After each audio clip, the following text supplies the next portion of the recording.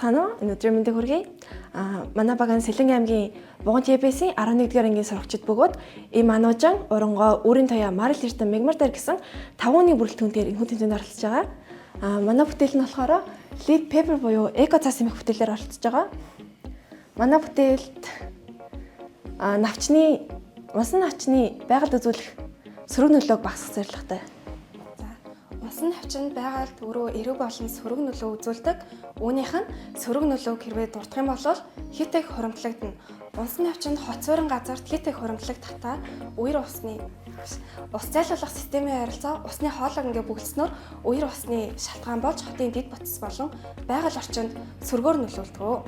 Тэгээд унаад ингээ хатаж хорч исэн навчин өөрөө галж хатах юм шатамхай материал, амархан шатдаг шатамхай материал болдог учраас энэ нь айн хэрийн бүс нутагт галын тархалтыг маш хурцтайгаар явуулж чадах үс хэмжээний аюулыг учруулдаг.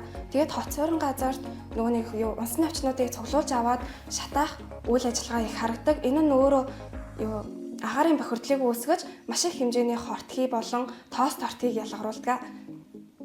Тэгээд түн багасгана. Тэгээд хэд их шимт хижээл ялгаруулна. Унсан навчин нуур гол эрэг цөөрөн орчмаар ингээд хэд их унаж нуур голдоо орж ялзарснаар өөрөө маш их усыг бохирдуулан өчил дөрвөгчийн дутагдалд оруулдаг. Тэгээд хортон шавж өвчнөд хараадаг. Унсан навчин өөрөө ингээд газар дунаа хуримтлагдсан навчин маш их хэмжээгээр ингээд хуримтлагдахаараа амархан бичил битэн хорхоо шавж ингээд үүсгэх тийм таатай орчин болдог. Энэ нь өөрөө эргүүлээд хоцорын газарт маш сөрөг нөлөөтэй. Харин энэхүү асуудлыг бид нар навчаар цаас хийснээр ингээд шийдсэн. Үүнийх нь эрэг үр дүнг тайлбарлах юм бол хог хаягдлыг багасгана.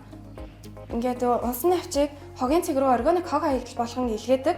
Энийг нь унсан навчаар цаас хийснээр бид нар шийдсэн. Тэгээд органик хог хаягдлыг бууруулж хүлэмжийн ялгаруулалтыг бас бууруулж чадсан. Унсан навчаар цаас хийх нь уламжлалт аргаар цаас ихтэй харьцуулахад маш бага хэмжээний эрчим хүчийг зарцуулж үр нөлөөлөл багтай, тэг үр ашигтай байхаар зохион бүтээгдсэн. Тэгээ химийн бохирдол багасгах нь уламжлалт аргаар цаас ихэд маш их хэмжээний химийн орц найрлага ордог. Харин манай эко цаасанд тийм нэг их юуны химийн бодис ороогүй хийсэн ч болно, хийхгүйсэн ч болдгоор даваа талтай. Үндслэл нь байгалийн нөөцийг хэмнэх экологийн ээлтэй үйлдвэрлэлийг эдийн засгийн боломжуудыг олон нийтийн боловсрал ухамсартай шийдвэрлэхэд оршино. Энэхүү бүтээлийг болохоор энэхүү бүтээлд болохоор 275 г навч, 30 г сод, 15 г ус төрөгчийн хэдэсэл, 55 г энгийн хаягдл жижигсэн цаас орсон байгаа. Тэгээ ус төрөгчийн хэдэсэл нь болохоор энэхүү өнгөний пигментийн нөлөө цайруулах үүрэгтэй.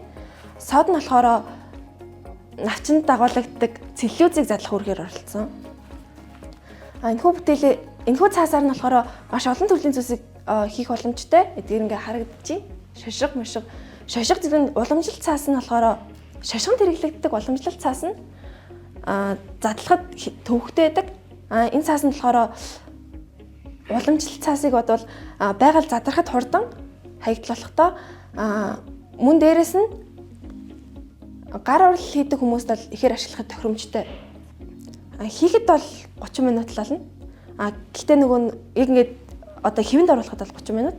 Тэгээд 11 ширхэг цаасыг 30 минут хийн. Тэгээд энийг болохоор хонуулж хатаадаг болохоор ерөнхийдөө 2 өдөр гэсэн үг. Ялчгүй целлюлозын задлах шаардлагатай.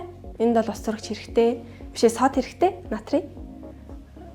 Ус төрөгчийн хувьд хэм болвол ашиглахгүй байж боломжтой.